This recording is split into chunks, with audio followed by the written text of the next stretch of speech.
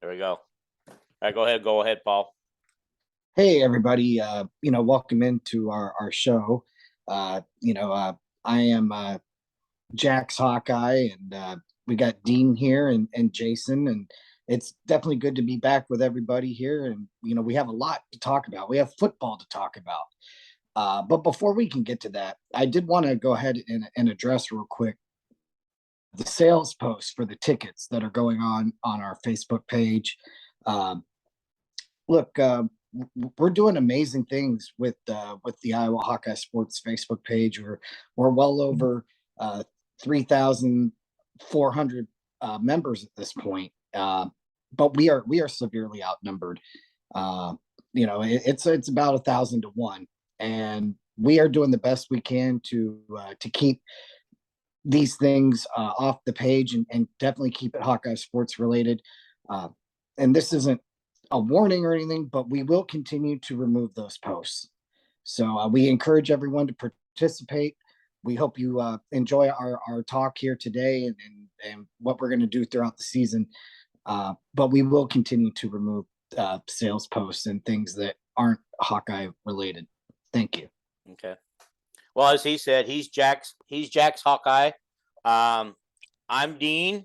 Below me on here is Jason Hackwell, who runs the Everything Iowa Sports page on Facebook. And so we encourage you guys to like and share both pages. They're both full of good stuff, good information, and usually pretty accurate when it comes to Jason.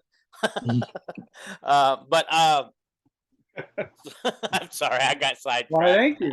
I can't take all the credit, but yeah. And if you're watching this, you're either watching it on one of the Facebook pages or you're watching it on YouTube. Well, you're watching it on YouTube through Facebook. And so we just want to encourage you to like and subscribe to this YouTube page, share it with your friends. And as I always say, your Cyclone friends and Husker friends would love this page. So go ahead and share it with those guys too. And so, let's have a blast with this, guys. We just kind of want to get started a little bit. I didn't want to let the whole weekend thing get away without us at least mention it, because we might be the only Hawkeye group who didn't mention it if we don't. Right. And maybe that's not a good thing or a bad thing, but I just wanted to talk about, because most of that stuff, these our listeners or readers have seen most of all this stuff, all published all over the place this weekend. So I just thought it'd be kind of cool to say for each one of us a takeaway we took from this weekend. And so I didn't get to watch much. Thank you, Jason. I was able to watch the quarterback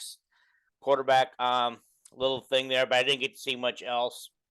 And so the takeaway I have, I'm going to have to rely on the media that was there, and the notes they took. The number of people who didn't dress and are hurt seems astronomical, because it just seems like it's a large number of too deep people.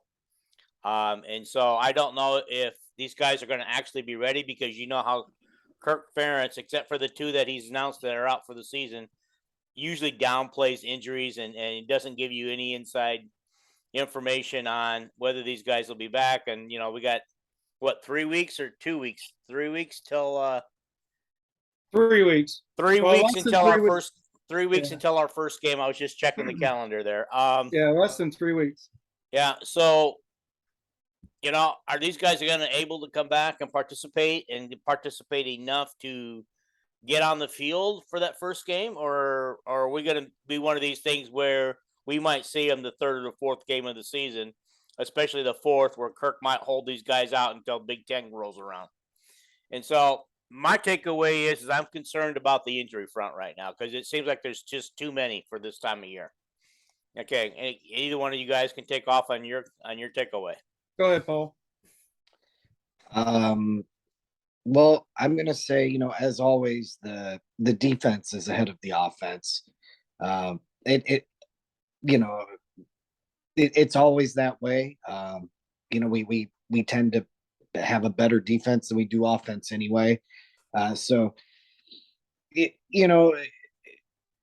it's one of those things, if the offense does really well, then you have concerns about the defense. The fact that the defense did well just should bolster your thoughts about how good the defense is.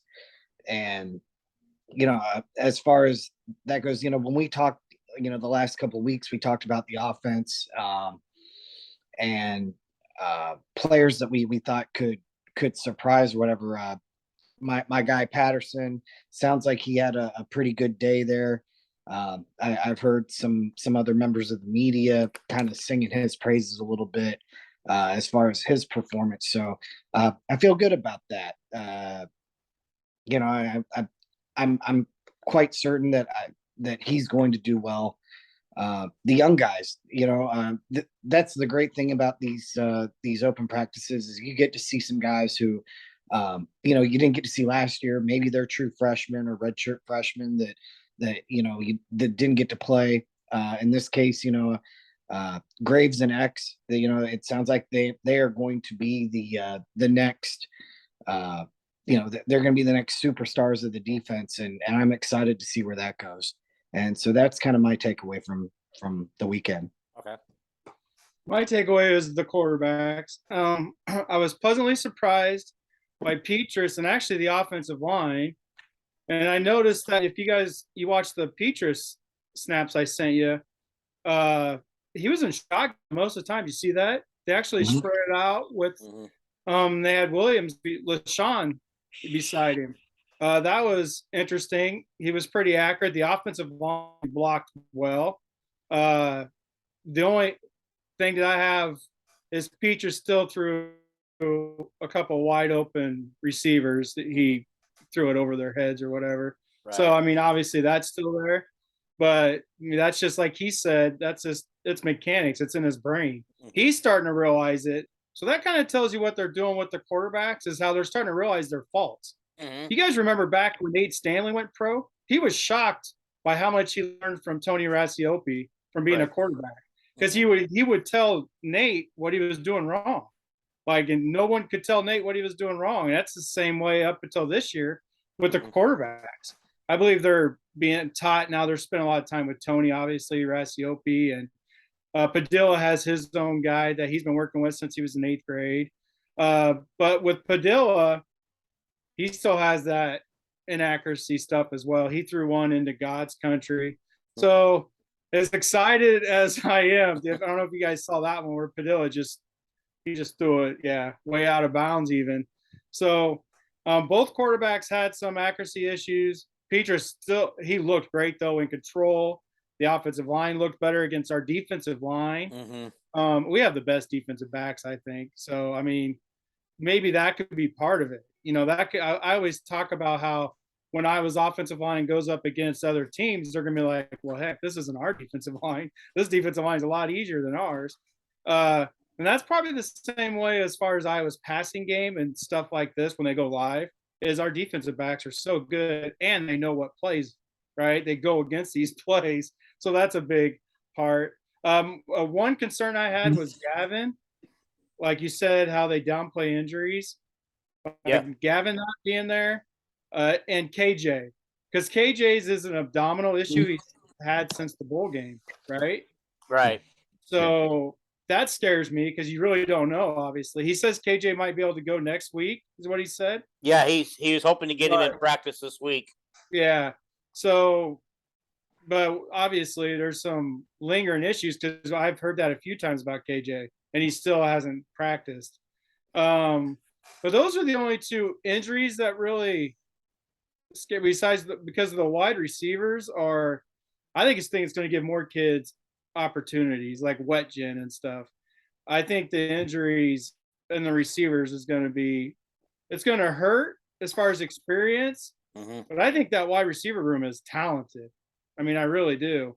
And I think we're going to learn a lot about like Wetjen and company with the injuries in the receiver. But Regini, he's got to play well like he did. Regini impressed me. He didn't drop any balls. He ran great routes.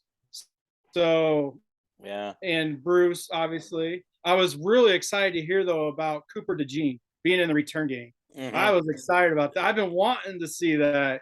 So I'm hoping I want wet for me, this is my perfect would be Wet Jen and Bruce kickoff returners. Right. And then have Cooper DeJean be the punt returner. Yeah.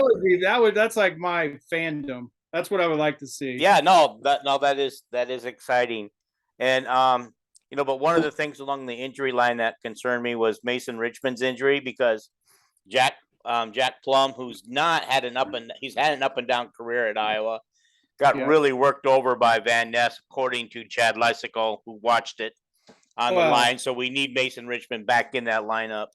But I think David Koff coming back, that might be a part of, maybe he goes over the right tackle.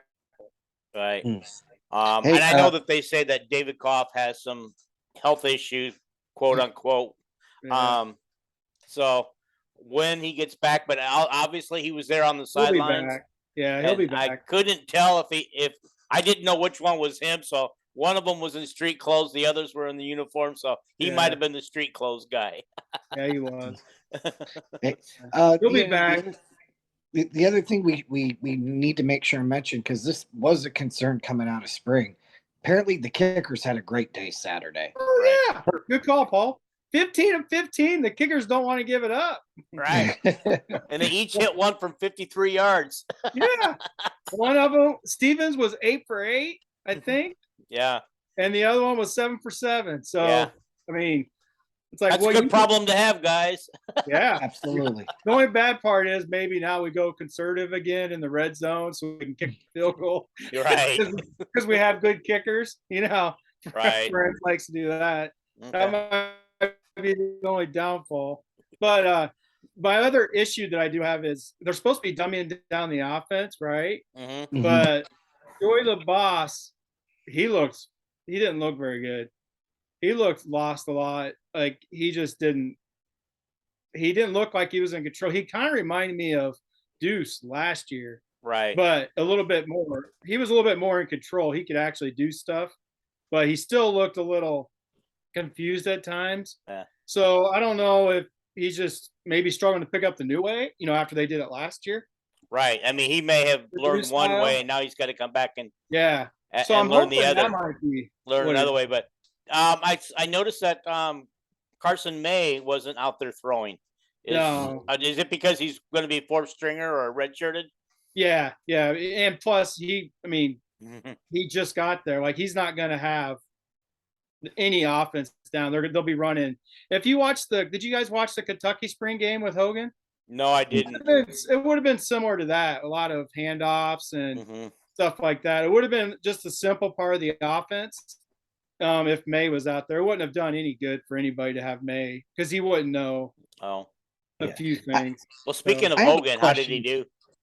He didn't do bad. I mean, as far as athletically, which I had him as a 4-star come out of high school.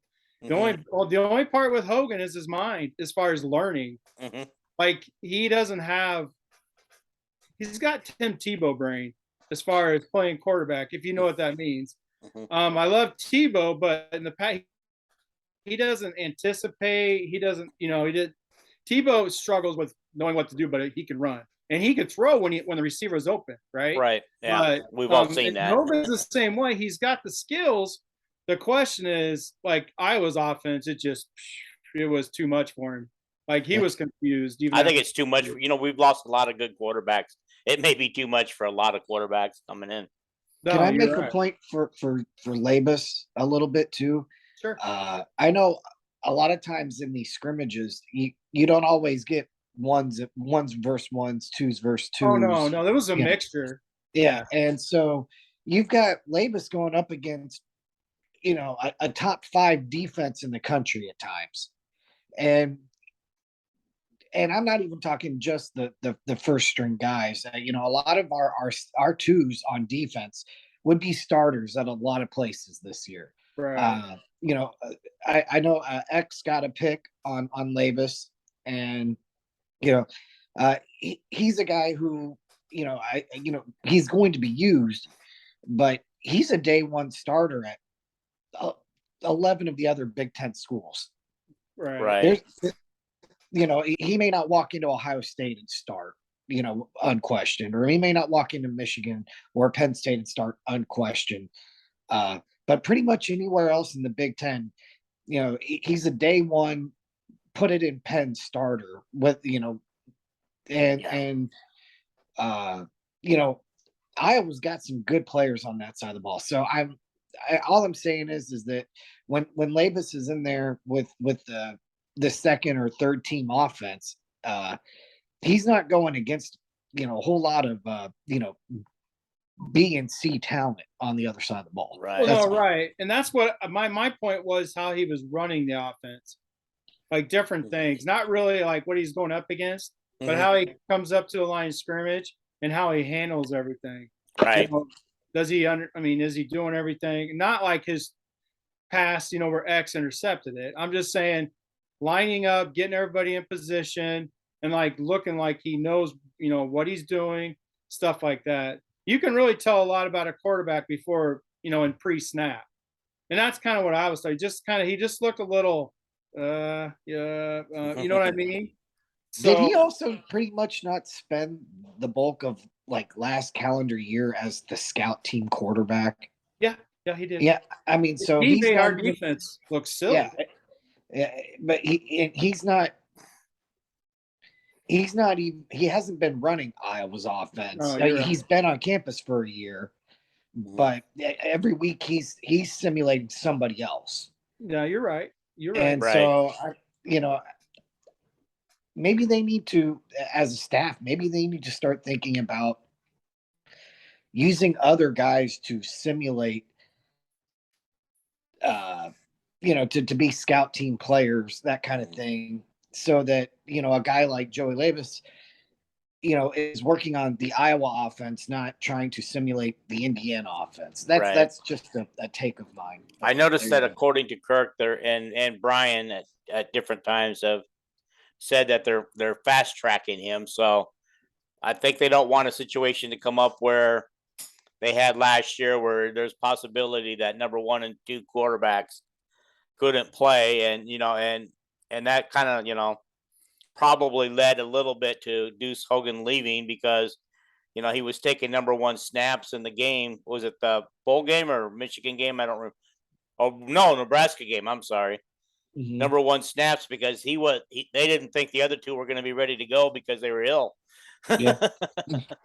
And so when that didn't happen and he didn't get in the game at all, that may have led a little bit in his mind going, yeah, I'm not sure. No, he was already leaving after that, because he knew he didn't know the offense. He was leaving way before that. I told you that last time. He was. Yeah, you did. You did. And I think you also had what's his name on the basketball team? I can't even remember his name anymore. CJ leaving too before he did. I did. That's because I have friends within the programs. That's the only reason. It's not because I have some, crystal ball over here in the corner that's telling me everything. Yeah, I got into arguments with CJ's uncle because he would just lie to all the Iowa fans, and I told everybody the truth. Yeah. Well, I very much appreciate where Kirk is at in his career and his longevity and everything, because 20 years ago, Kirk is saying things very differently, or not saying things at all. But now where he's at, he seems to be there's more blunt truth to the things he says. Oh yeah. And like when it came down to, well, if we have to play a game with Deuce under center, we might as well not even get on the bus. Because you're right. Yeah, he's never thrown a player under the bus before, but that one he did. And I don't think he intentionally did that. I think he meant it as a joke. He meant it as a joke, but he just knew Deuce was going to be lost. They wouldn't be able to run an offense if he had to go out there. That's what he was trying to be funny. Mm-hmm. But 20 years ago, he wouldn't even have tried. No. Right. That's just it, because you guys know he's down to his last couple of years as coach. This guy's going to retire with millions of bucks in the bank. And I honestly think he's going to be here until his contract is up. As good as recruiting is right now, he's not going to want to miss this. Okay. Whenever his but it's not contract just is that. up. It's not just that. Think about what happened after the Minnesota game with the timeouts Oh yeah. and that comment, Oh, yeah. and then the Nebraska and the clapping in an empty stadium. Like, Yeah. Well, he's yeah, yeah. He's I mean, not the new kid on the block. He's the dean of the coaches in this league, Yeah. and it's just like I love it. I love it. I do too. I love the fact that, like, if you're gonna come with some nonsense, stand by, because he will slap you down. Yeah.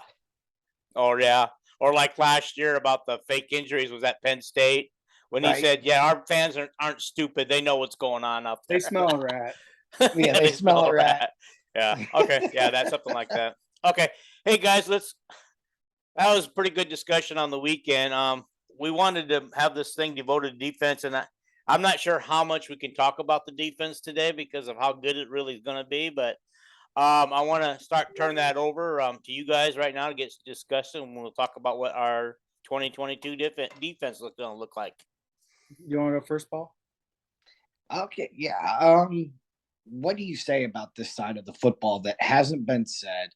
For all of the consternation people have had about Spencer Petras and the quarterbacks, then you look over on the other side of the football and you go, where's their weakness right now? You've got a top 5 recruit in the country in X who's making plays and whatever, and they're trying to figure out what role he's going to play, because he doesn't just step in and immediately take over a spot on the defense. Because Schulte deserves a spot too. You're right. Schulte does, yeah. And then you add in guys like Riley Moss and Jack Campbell and Van Ness and and it's like there's a elite NFL talent on every level of this defense, and in some levels you've got multiple guys. I mean, this is probably heading into the season. This is as good a defense as I can recall since 2003, which to me that 03 defense is kind of my high water mark for Iowa defenses. That one had it had Roth and Babineau and Hodge, Greenway and Bob Sanders and Considine, and the corners were challenged. We have better corners now, obviously, with Riley Moss and that than that 03 defense had, but that 03 defense was stingy, and I really like this group. It could be right up there with that 03 defense. 2013 defense, the linebackers were unbelievable. Yeah. But yeah, you're right. If you go like at every level, I mean, I think you're right. You're right on there. For me, this defense is like you said, it's just the only problem for me is like the Minnesota game. Obviously, we have the Purdue game, which I don't think will be much of an issue this year. And that's also style of play. But they don't have a receiver that's just going to destroy Iowa's one corner, right? Hankins could not cover Bell. Hankins, if you remember, they went at it when Bell was a true freshman, and Bell had 180 yards receiving.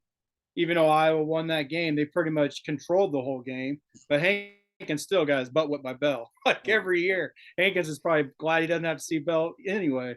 He's not in the NFL. Well, I guess he might make a roster in the NFL. He's with the car. He's yeah. Sorry, I didn't mean to interrupt. Oh no, you're fine. Is Hankins still in camp? Oh yeah. Oh, okay. I thought he got cut. That's my bad. Okay, but hard to keep up on the Iowa boys where they're at. The only thing that I think this defense has to work on is stopping the run, getting off the field on third down. Like we talk about, like Minnesota game, they had the ball for 40 minutes, but that wasn't all on Iowa's offense. Now you got to remember, Iowa's offense actually scored 2 touchdowns in like 2 minutes also. It was a one-play touchdown to Charlie, that 72-yarder or whatever it was. And then they scored another. They had another long pass, and then KJ scored on that screen pass. Like Iowa had 300 yards of offense, but only had the ball for 20 minutes. But Minnesota, literally, you could see from the very first possession. We can't say the defense is tired because that's the famous Iowa line. Mhm. Even though Iowa controls the ball, even against Michigan, Iowa had 3 more minutes of time of possession. And everybody likes to say, oh, the defense got tired. No, what the defense got tired of is once Petrus went out, Padilla throws a pick, and then they didn't even get any yards, period. Like he completed 7 passes, but there was for 30 yards.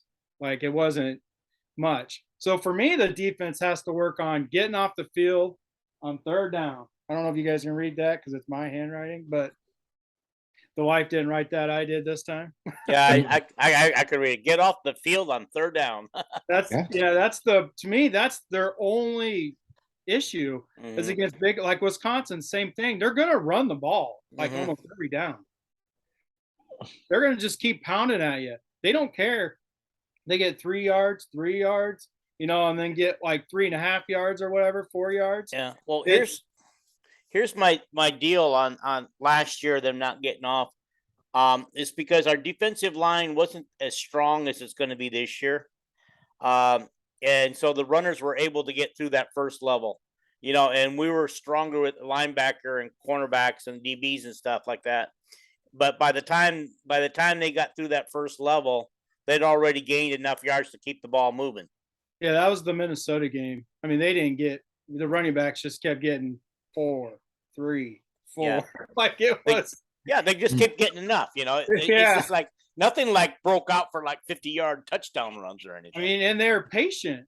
Mhm. And to be honest, the only reason Iowa State can't beat Iowa, and the only reason I have Campbell never beating Kirk Ferentz is the same issue. Their running backs would average 5 yards a carry against Iowa, but they thought they had to throw the ball. Yeah. That's Yeah, the only I don't know reason. why, because they respected Iowa's run stop, and it's just like That's the only. I mean, Iowa couldn't stop Iowa State's running game either, yeah. but they thought they had to throw 4 interceptions. I mean, Campbell, unless he's patient like what PJ Fleck was, Mhm. then Iowa State's never going to beat Kirk if they're going to think they got to Yeah. throw the ball. You can't. Yeah, it's kind of like Brian Ferentz against Wisconsin. He tries to outsmart himself, Yeah. thinking, "Oh, well, this is what we do best, but they're going to come ready for that. So let's do it this way. Right. Let's do it the way they're not expecting us to do it. But I mean, they have to spread the field. Wisconsin plays Iowa football better than Iowa, and that's the big issue as far as their defense. Iowa's going to have to spread out Wisconsin's defense, and I think that's what you're going to have to do to Iowa this year with the defensive line Iowa has and the 3 linebackers. Mhm. I mean, it's going to be. I mean, I think there's 2 NFL linebackers. I don't think Benson will be. I think Benson's in the same territory as what Morris was. Do you remember James Morris? Yes, I do. Like, remember that linebacker court? Mhm. Hitchens. I mean, they went to the NFL. Like they all did, except for Morris. So to the league. he He had a cup of coffee with the Patriots. Yeah, I was gonna say Yeah. he had a cup of coffee. But to me, that was a really good defense as well. As 2013, the offense was just putrid. It was terrible, which is why they couldn't do anything. But this defense, I think it has the opportunity. And I said this last year, it has the opportunity to be the best defense in Iowa history. And to me, this defense is probably better than last year's defense because, like you said, the defensive line. Mhm. I don't think they take a step back, with the exception of Belton. But that's up to Cooper DeJean. If DeJean could do what Belton did, and he doesn't quite have the top speed Belton did. Belton was a 4.3 guy. But I think Cooper's a 4.4 guy. So I mean, really, how much difference is that going to be? Right. It's going to be about instincts and run support. Belton would sacrifice his body on run support, so Cooper's going to have to do the same thing. But other than that, this defense, I think, is going to be even better. I absolutely love the whole defense. Yeah, I think in a few of the games, it's going to be Iowa's defensive line against Minnesota's offensive line and Illinois' offensive line and Wisconsin's offensive line, because all 3 of those teams are going to be a run-first team. And you guys saw how Illinois is slowly building to become Wisconsin.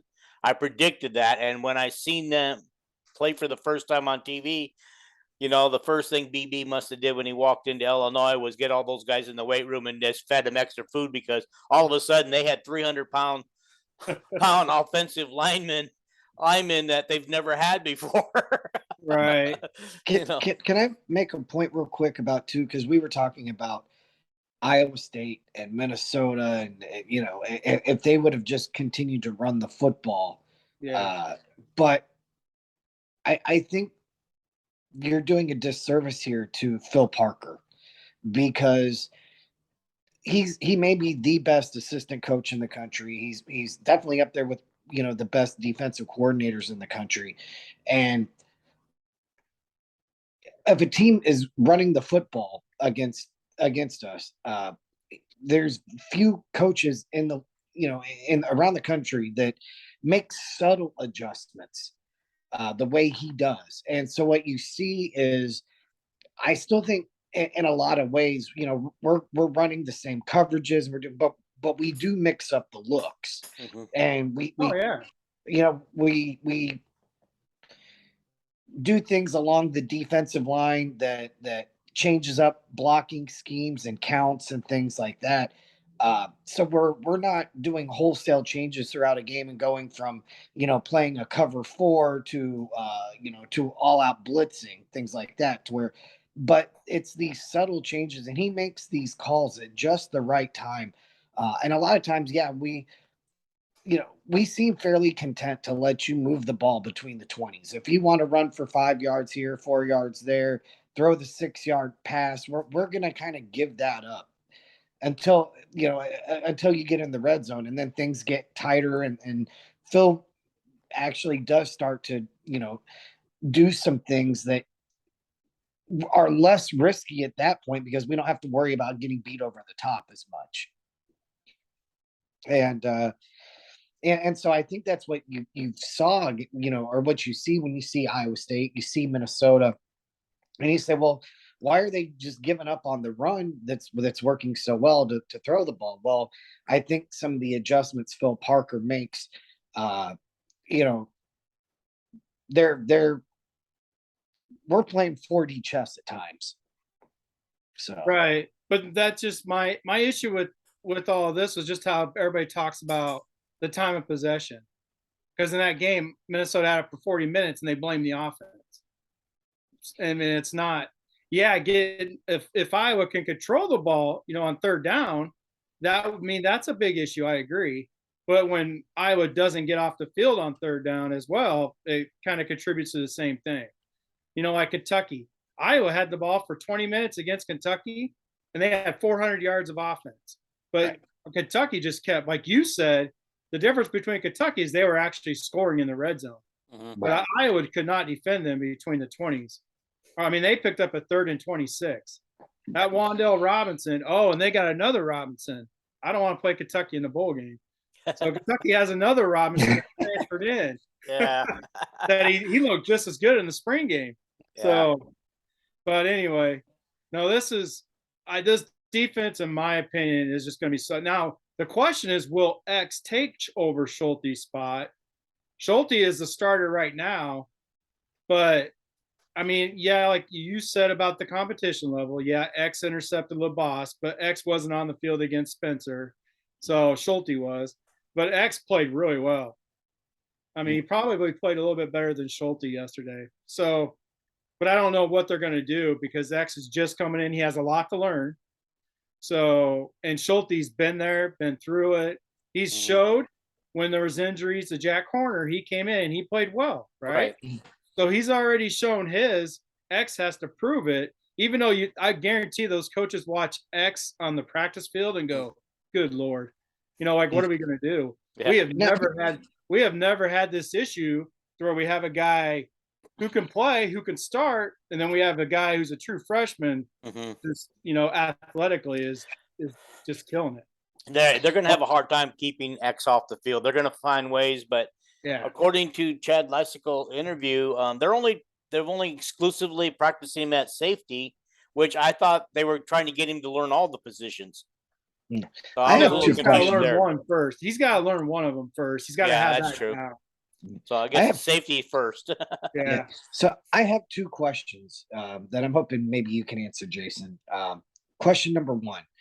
One of the concerns they have with X getting on the field is the safety position requires a lot of communication, uh, knowledge of the defense, things like that. Discipline. Yeah. Now, if you've got him back there with Kayvon Merriweather, let's say, who's got several years in the program and starting experience, is the gamble of having a guy back there who may not always be in the exact right position, but can make up for it athletically. Is the gamble worth it there, knowing that you've got Merriweather back there who can perform those functions? And then and then this is a different question, but I'm hoping you can answer this one. What is it about Purdue's offense in particular that they seem to plug and play guys at the wide receiver position that look like Randy Moss and Jerry Rice when we play them? Like it doesn't seem to matter. I mean, David Bell, there was a guy before him. There was a guy before him. Where is it their particular route tree? Is their offense just designed to beat quarters coverage? Do they flood zones, and is that why because we're going to stay in our zones, and when they're running 3 or 4 guys through a zone, we just don't have the numbers there to keep that? Can you help break those two things down? Well, Sorry. can I say something before Jason gets started on that? Yeah. I have a theory on that Purdue. Like, I think most of the time, I think we were in a position to stop Purdue last year, except we rotated the 3 quarterbacks in, and so Iowa defense never knew if these other 2 quarterbacks were going to run or throw, and ultimately they would run a lot and gain the yardage they needed that way. And it just seemed like last year of all years, if they'd have just stuck with the 1 quarterback system like they usually do and throw, it seemed to me like Iowa could have stopped them on a lot of drives, but they did not, because of this 3 quarterback system that just befuddled our defense, something that our defense had never seen before, and they were just thrown off. But anyway, Jason, go ahead. I'll disagree with that, Dean, but okay, no, that's fine. That's what we're here because for. The reality is those quarterbacks didn't play that much. Mm-hmm. They just came in. It was basically they only played in the first half, right? They just came in and they didn't do a whole lot. But O'Connell and Bell destroyed Iowa. Right. Your first question is, it's because of Parker's discipline, is why I think he'd be hesitant to play X, because Schulte is really good. Mm-hmm. So, because what I mean by discipline is you have to stay deep, like especially against, and this kind of goes into your Purdue question, but the safeties, when they play a lot of, people don't realize they play a lot of cover 2 man under, which is what they do against Purdue, because they try to defend that deep pass. So they play man coverage underneath, and the 2 safeties just stay deep, right? So they mix up coverages a lot. So they do play, your basic cover 2, cover 3, stuff like that. But they will come out, and against Purdue, for whatever reason, most of the game, they're in cover 2, man under, which is why Hankins gets his butt destroyed, because it's man-to-man with Bell. And I only using Hankins. We know other corners do as well. But this is why, if you've noticed, Moss actually plays very well on his side, because he's really good in man. So when they play that man under, Moss doesn't get beat like Hankins does. Like Hankins is a better cover 2 corner. Like he plays zone in his area. Now cover 2 defense, the corners stay in their area, right? And they read the quarterback. Well, when it's cover 2 man, he's got Bell in this little window, and you can't cover somebody quick like Bell. So it's basically Parker's. So I'm putting both your questions actually together. Is the big reason why X may not see, unless he shows discipline, because Schulte knows I gotta stay deeper. I'm not gonna play, right? If I get burnt over the top, then Parker is gonna ream me, and I may get taken out. So does X have the discipline to? Because in high school he could just go everywhere, right? Because of his speed, he can make up for everything at the high school level. Well, he's going to learn at this level. He may not be able to do that, right? If a receiver's got a step on him and that receiver is faster than him, he's not going to just be able to make up making the wrong decision. Granted, catching the ball, his catch radius, his pass breakup radius is going to be a lot more than Schulte's. So it is a give and take. It's like it's the conservative side of Parker is like, what would you take?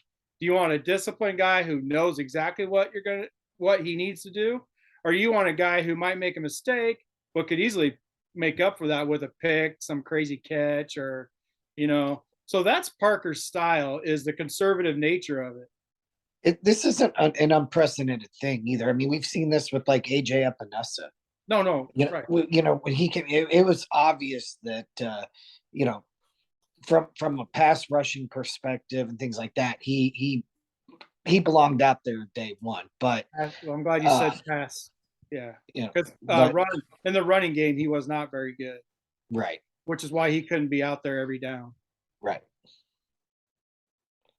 But yeah, that's basically with Parker, and it might have a lot to do with Iowa's offense, right?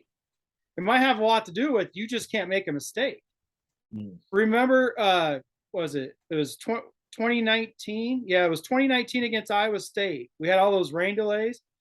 Both of Iowa State's touchdowns that day came off of coming right out of the weather against a freshman.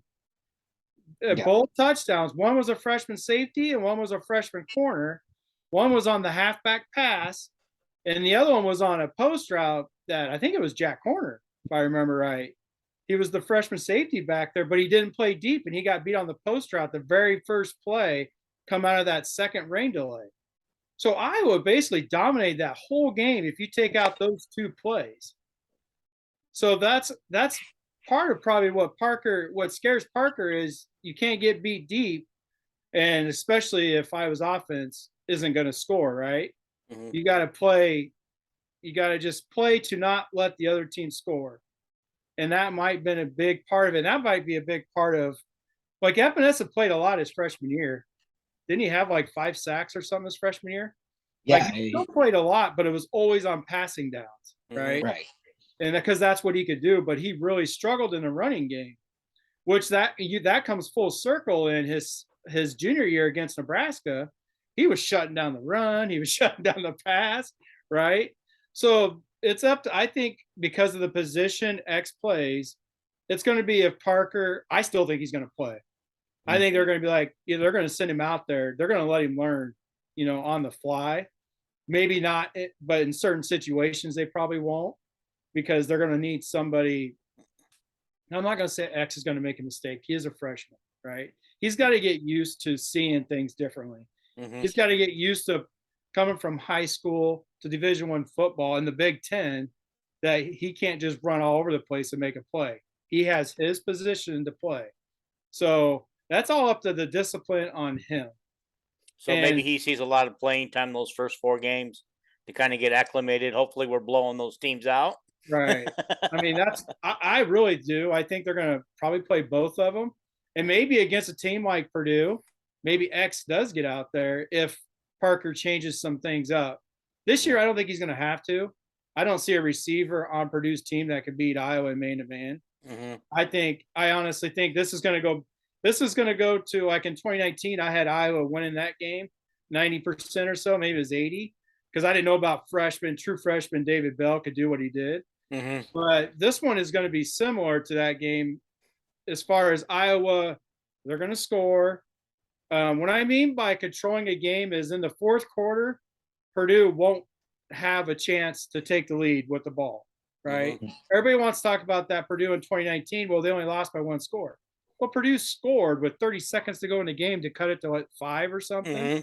Purdue not one time had the ball with the chance to take the lead.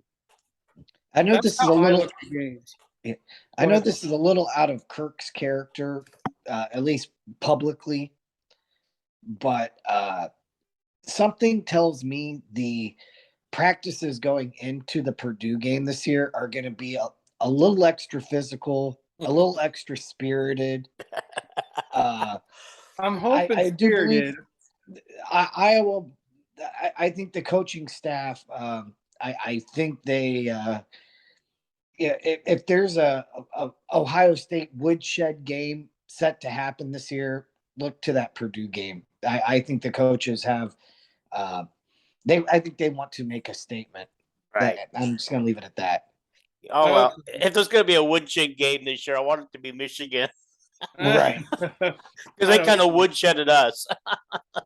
I mean, but if you really think about that game, we didn't get taken to the woodshed. If the halftime score was 14-3, Right. and in the third quarter, it was like Petrus got hurt. It was 14-3, and then that's when they scored 21 points in the fourth quarter. Right. I mean, they scored a touchdown, towards the end of the third quarter. Mhm. That's when things started getting away. Petrus Right. got hurt, and I was also, still. Go ahead. If you go back to that, we're talking about the Michigan game, the Big Ten championship game. Yeah. Michigan caught us with their trick play.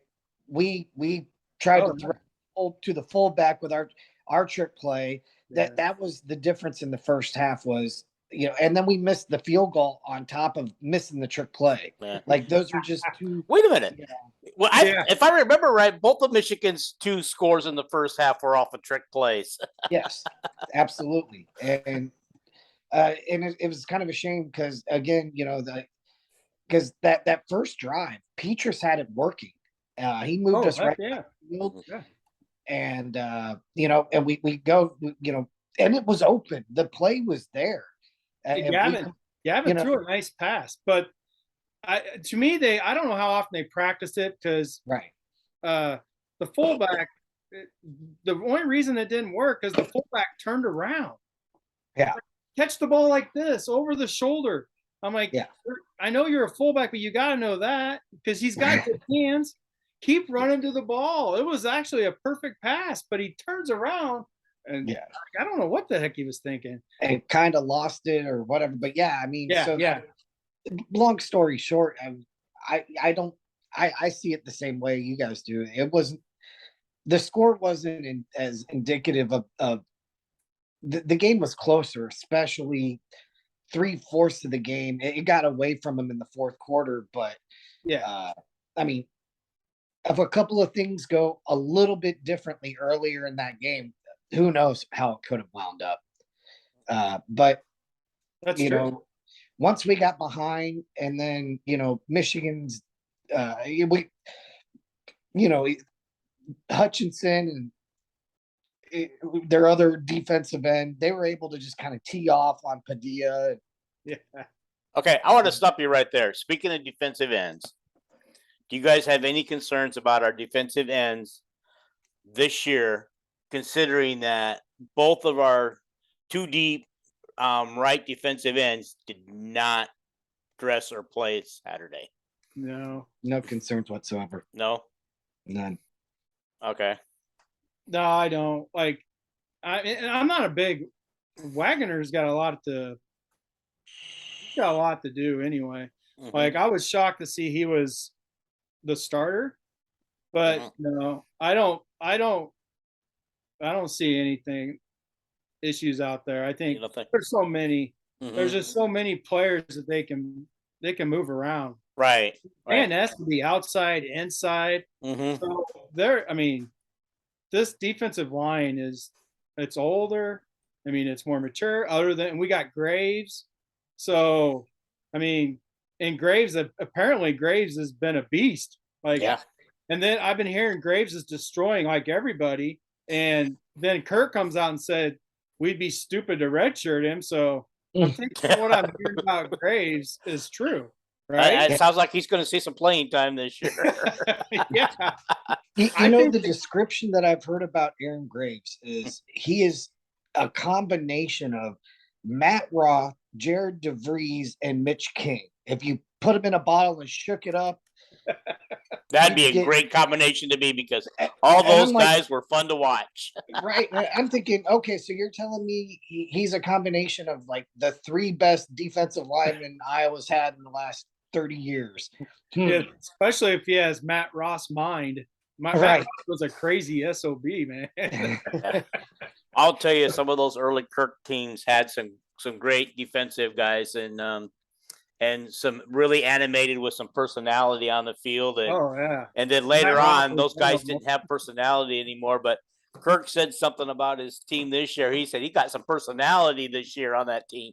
I thought, yes, that's what we need. No, it's gonna be fun. I know the defense is, it's, you know, it kind of feels like you're just saying everything over and over because it really is. It's so good and it's been good, right? Since 2017, they lead the country in interceptions and it's not even close. I think they lead it by like 10 or something. Right. So, I mean, it hasn't even been close. Baby girl, no, we got a little bit left. She was sleeping and now she just woke up. But so that's my only critique of the defense is getting off on 3rd down. Right. And that 3rd and 26 against Kentucky still bothers me, right? It's over and it gets me because that was a big play by them to keep the ball away from, because I was offense was starting to find stuff, right? Right. So, I mean, they had 400 yards of offense. They only had the ball for 20 minutes. Like, they found something. People said the offense sucks. No, you don't have 400 yards of offense and suck. They didn't score enough points, like kind of like Nebraska. They averaged 400 yards a game, but they didn't score points. So I get that part. But to say Iowa's offense sucked on that day is just not, especially when it's probably their best output of the season. I don't know if they ever hit 400. We haven't even talked about the 2 most important players on Iowa's defense yet. Oh, that would be Torrey Taylor and Terry Roberts. Yeah. Did you notice when Terry Roberts went out, it changed everything. It did. Yes. There's such a big difference between having opponents start drives inside their 5-yard line and the ball finding its way into the end zone for a touchback. Yeah. Yes. And I'm telling you, having Scary Terry and you know Scary Torrey there, they may be the 2 most important players on the defense. Yeah. Well, I think what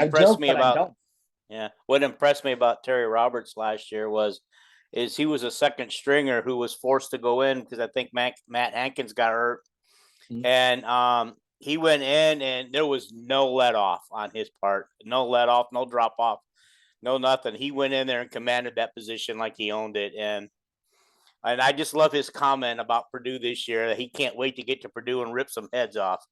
Yes. Yeah, but no, you're exactly right, Paul. I can't believe we didn't bring that up because I think about that all the time. And that goes back to the Kentucky game. That final punt, the last punt, where the ball went in the end zone. Terry Roberts would have been down there to knock the ball inside the 5 or the 10. And that's what Torrey Taylor, I think, was used to. Yes. So in his punt, putting it into a spot, and Terry Roberts would be there. Right. But not a knock on Cooper because the Cooper tried it. He wasn't near as good. Terry Roberts just has a knack for special teams. And that's basically I would love to know how many times he specifically has downed a ball inside the 5-yard line. Right. And in comparison to any other Iowa special teams player, like I feel like he has to already own that number. Right. I agree. I mean, yeah. I can't believe we didn't talk about that right away, but that was a great point. That was a great point. Because I think about that all the time. Is like when you look at how close some games were when Terry Roberts was out, those punts, it wasn't that Torrey all of a sudden forgot how to punt, because he did. He got a lot of touchbacks later in the year after Terry Roberts got hurt. Well, he was so used to somebody being there to down the ball, right? So and here, I guess I never picked up on that, guys. I always figured it because he was learning the American style of punting, and so I thought maybe that was what was changing with him.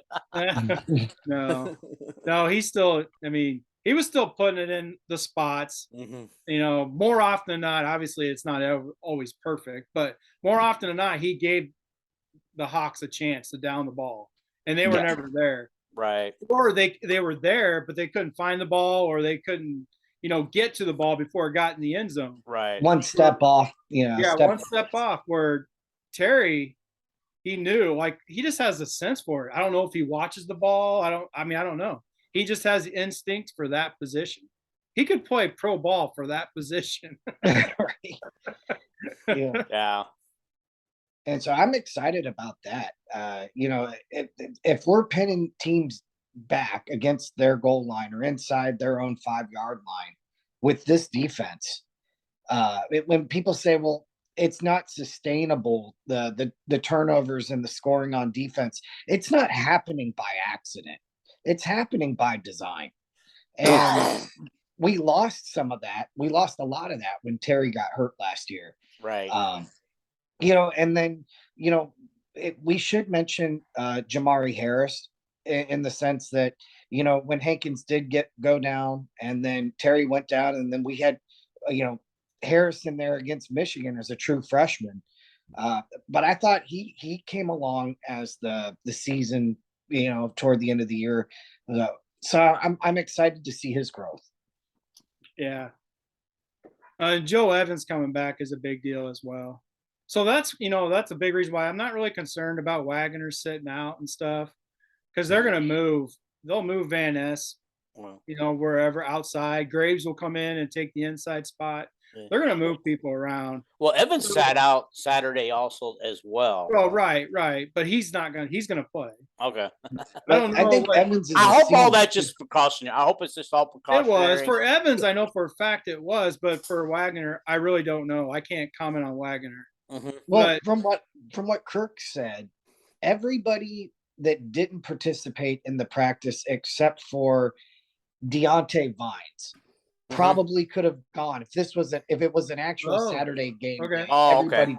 I didn't catch Deontay that. Vines is the only one who he's out for like 4 weeks or something. Yeah, 4 I don't know regular what season games. Broken wrist. broken wrist. Yeah, I think they're hoping for maybe mid-October or something when they Yeah. might be able to get him back. But from what I heard, I think he said that a lot of guys are dinged up, and for a lot of those guys that didn't, they already know what they can do. Right. We don't need to see Joe Evans out there. We know what he is. So I mean, anybody that wasn't fully 100%, there's just no reason to aggravate something. Yeah, I agree. Yeah, So, defense will be beast. so I thought I saw in that Dadakov picture with the 3 linemen that were standing around. I think one of them had a boot on. Did I see that right? I don't know. I got that list right here. Let me look real quick. There was 2 people who had boots. Okay. Anyway, you probably were right. I got everything. I copied everything down here, and I don't remember who they were, but 2 people were listed having boots. One on the left foot and one on the right foot. Okay, there we go. So But we don't have players' names. yeah. Good investigative If reporting. I could get it, it's there. right here on my cell phone. I just didn't take the time to go find it. Good investigative reporting, Dean. Oh, fine. I'll find it for you. Oh no, it's fine. I think we've had a good show about the defense, and I'm just ready for the season. I can't wait for first show, game 1, South Dakota State, Right. which I already put out in the universe. I have Iowa winning 35-10. Oh, I already have a bet with an Iowa fan who told me that South Dakota State's going to win by 8. And I don't know if you guys saw that post. I did not. For some reason, I missed that. He was arguing with somebody else, and then who wouldn't bet him. I said, "Sheesh, I'll take that bet." And then he started trying to back out or whatever. And I said, "Oh, now you're going to back out?" I go, "I'm serious. I do this for a living. This is what I do now. I gamble." And he goes, "Well, I'll bet you $20. I already have 250 on the game, but I'll bet you 20." I'm like, "Whatever." I'd be willing. I'd take the bet that South Dakota State doesn't score 8 points before Right. And that's betting actually that they win by 8. And that's actually what I said is Mhm. if South Dakota State scores, it might be the first drive of the game because we all know how that goes, right? Mm-hmm. Iowa, Parker just kind of lets you do what you do for the first drive, which kind of drove me nuts because he does it all the way down the field. I can understand doing it until they get a few first downs, but Parker just fills everything out, lets them score 7, and then all of a sudden he turns it on, right? Right. So Well, I'm hoping. To that, I always say the other coaches are getting paid too, and the other guys are on scholarship too. And, they've spent a week game planning to do something against the Iowa defense. And, so I think that's why a lot of times you see early success against against the defenses. They've come out and they've put together a plan. The thing is, we see the formations and whatever, and we make those adjustments, and that's why every subsequent drive is, not nearly as successful typically. Right. Right. But you just see the Iowa, they do come out with like a vanilla defense in that first drive. And that's what I mean. They literally just come out and let you do what you do to figure it out. And then Parker will make adjustments. I just would like to see Parker make adjustments once they hit midfield. That's what I was saying. I get your point though, Paul. Yeah, everybody's on scholarship, everybody gets paid. But when you see Iowa is in that basic 4-3 defense, they're in zone. They're just kind of figuring out what you're doing. But yeah, I mean, yeah, everybody does get paid or on scholarship. So I get that. I want to see South Dakota State's offensive line block Iowa's defensive line. That's what I'm ready for. Yeah, or not block for that matter. All right. Well, I know we'll cover all that when we get to game week 1 and we talk about South Dakota State. But just for the record, I believe we'll win, but I think it'll be a little closer than you guys are expecting. Okay. I'm not saying it's going to be within a score or two, but I have to believe that with the first game of the season and everything, that it won't be a blowout. Let's just put it that way. Okay. I see it more along the lines of a Northern Illinois, not Northern Illinois, but UNI, type game. Hanging around a little closer than we are comfortable with. Like 2009. Yeah. Is that the year that we needed 2 block field goals to win that game? Yes. Yeah. I don't think it'll be that close, but I think, there was a year where UNI had David Johnson running back and they kept it closer than we were comfortable with. That was like 24-16 or something like that. Yeah. Iowa just has way too much talent now. Yeah. Yeah, and you're right. You're right. We're probably more talented than we were those. Those were during the years where we were like a 500 team or barely above 500. But yeah. So guys, unless you guys got some things you want to wrap up and talk about a little bit more, we could kind of wind this down. But I was thinking that on Friday's show, we talked about doing the Big Ten predictions. Are you guys prepared to do that? The Big Ten predictions on Friday? Yeah. I know that, Jason, you've been chomping at the bit to get that done. And yeah, I was.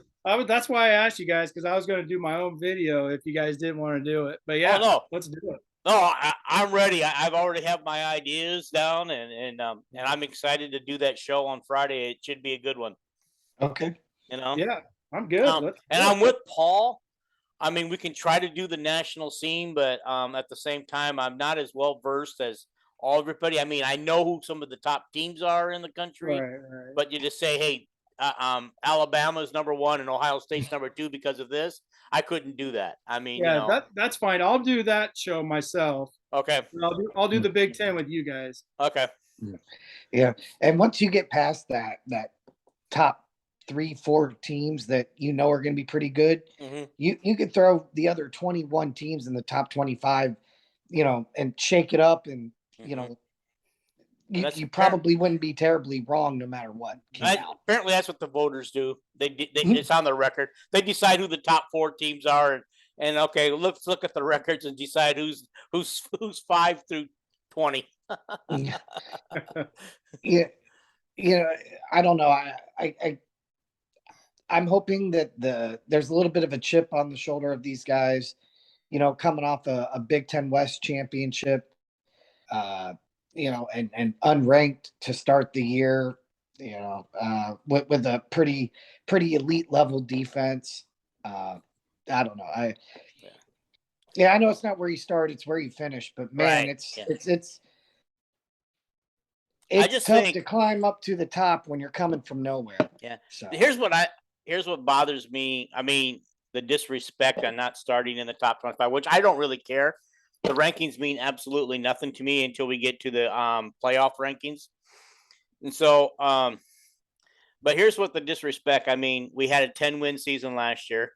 Yeah. 2 years ago, we had a 10-win season. Then we had the COVID shortened season where we had 6-2, but we would have been 8-2 if the last two teams hadn't backed out and played, because we would have annihilated those two teams, Michigan and Missouri, if they hadn't have backed out, and we would have been 8-2 in a COVID year. 8 wins was great in the COVID year, And under that theory, if you think, well, Iowa probably would have played, a couple of non-conference. I mean, the 10 wins would have been on the table, right? Because they didn't play any non-conference games, and so they have that record against nothing but Big Ten.